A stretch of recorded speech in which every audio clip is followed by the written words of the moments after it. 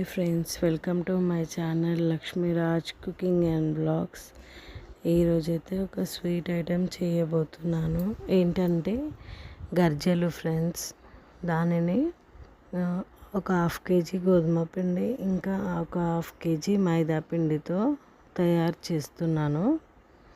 ఇక్కడ చూసేసేయండి, 2 పిండిలు మిక్సీ చేసుకుంటున్నాను.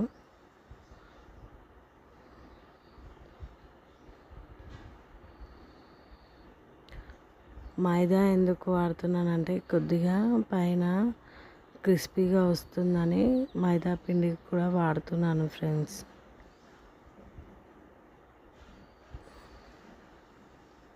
ఇవి మనం రెగ్యులర్గా తినం కాబట్టి ఎప్పుడో ఒకసారి ఇలా మైదాతో చేసుకున్న ఏం ప్రాబ్లం ఉండదు. ఇప్పుడు పిండిలో నేను కొద్దిగా సాల్ట్ ఇంకా ఒక 4 టేబుల్ స్పూన్ దాకా ఆయిల్ వేస్తున్నాను. ఈ ఆయిల్ అనేది పిండిలో బాగా మిక్స్ అయ్యేంత వరకు నిదానంగా మిక్స్ చేసుకోవాలి.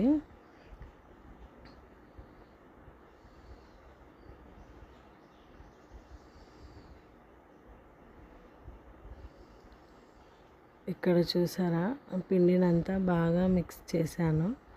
ఇట్లా పిండిని పట్టుకుంటే పిడికిల్లోకి ముద్దలా రావాలి. అప్పుడైతే పిండి చాలా స్మూత్గా వస్తుంది. ఇప్పుడు కొద్దిగా వాటర్ వేసుకొని కొంచెం చపాతీ పిండి కంటే గట్టిగా ముద్ద అనేది చేసుకోవాలి. ఇక్కడ వీడియోలో చూపిస్తున్న విధానంగా కొద్దిగా వేసుకోవాలి వాటర్ అనేది.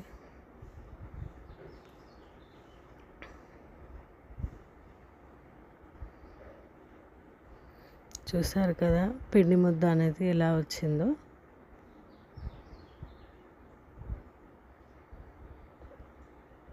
దీనిపైన కొద్దిగా ఆయిల్ అనేది అప్లై చేసి పక్కన ఉంచుకోవాలి. ఎందుకంటే పిండి ముద్ద అనేది ఆరిపోకుండా ఉంటుంది.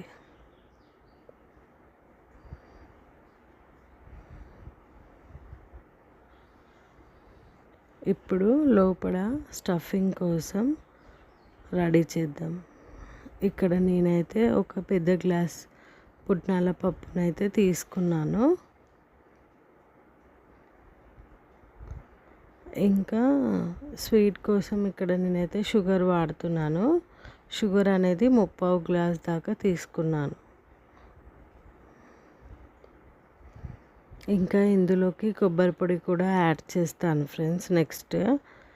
ఇప్పుడైతే షుగర్ని ఇంకా పుట్నాల పప్పుని కాస్త బరకగా గ్రైండ్ చేసి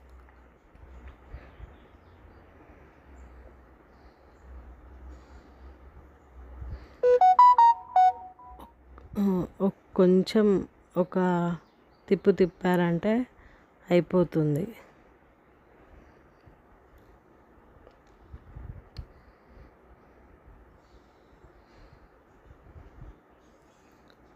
చూసారు కదా, ఇక్కడ మరీ మెత్తగా కాకుండా బరకగా వచ్చింది. ఇక్కడ చూసారా, బావ అనేది నాకు హెల్ప్ చేస్తున్నారు. కొబ్బరి అనేది తురుముతున్నారు. ఇక్కడ కొబ్బరి పొడి కూడా యాడ్ చేస్తున్నాను చూడండి.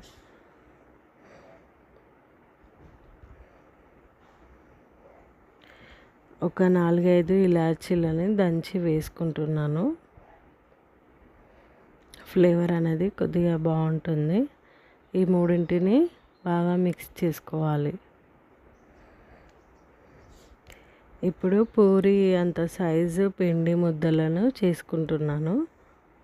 కాస్త పొడి పిండి చల్లుకుంటూ చిన్న పూరిలా చేసుకోవాలి.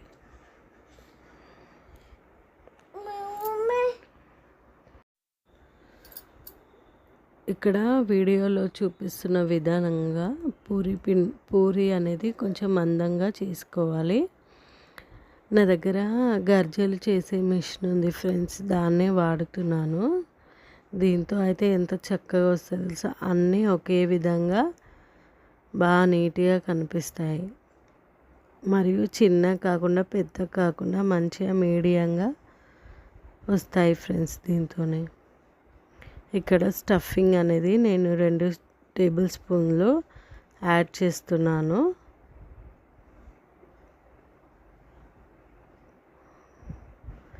చూసారు కదా గర్జ అనేది ఎంత బాగా నీట్గా వచ్చిందో, దానిపైన డిజైన్ కూడా అందంగా వచ్చింది. ఇక్కడ ఏంటో చూడండి ఫ్రెండ్స్, కొన్ని గజ్జలు చేసిన తర్వాత నేను డీప్ ఫ్రై చేస్తున్నాను అని మా అమ్మాయి కొద్దిగా ట్రై చేస్తానని చేస్తుంది. చూడండి ఫ్రెండ్స్ ఎట్లా చేస్తుందో. మనం ఏదైనా చేసినప్పుడు పిల్లలకు కూడా కొద్దిగా ఇంట్రెస్ట్ కలిగే విధంగా వాళ్ళకి మనం గైడ్ చేయాలి. అప్పుడే వాళ్ళకి చేయాలని కోరిక కలుగుతుంది.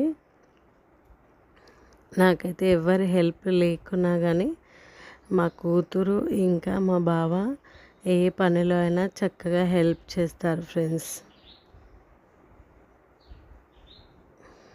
చూడండి ఎట్లా ట్రై చేస్తుందో.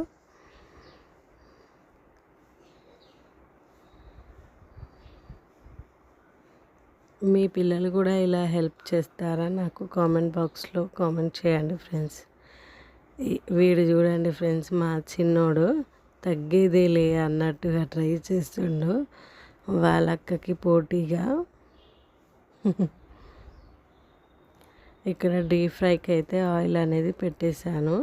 ఆయిల్ బాగా వేడెక్కిన తర్వాత ఒక్కొక్కటిగా నిదానంగా వేసి కాల్చుకోవాలి.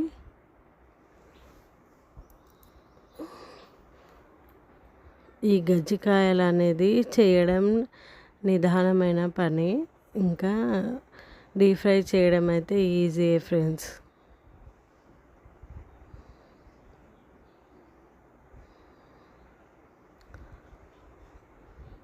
చూసారా డీప్ ఫ్రై చేయడం ఎంత ఈజీగా అయిపోతుందో.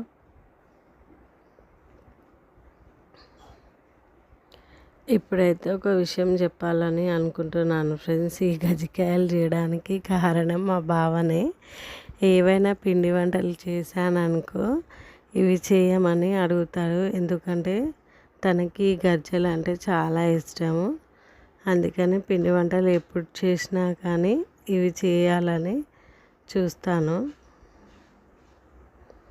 వీటినైతే బావ అయితే బాగా ఎంజాయ్ చేస్తాడు. ఈ వీడియో పండగకే రావాలి కానీ కొద్దిగా వర్క్ ఉండి లేట్ అయింది ఫ్రెండ్స్, అందుకే లేటుగా అప్లోడ్ చేస్తున్నాను. ఓకేనా ఫ్రెండ్స్, ఇలా నిదానంగా కాల్చుకోవాలి.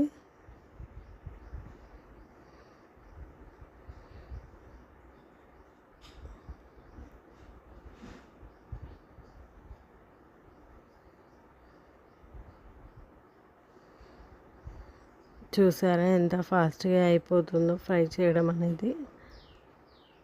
ఓకేనా ఫ్రెండ్స్, ఈ వీడియో కనుక మీకు నచ్చినట్టయితే మా ఛానల్ని లైక్ చేసి సబ్స్క్రైబ్ చేయండి.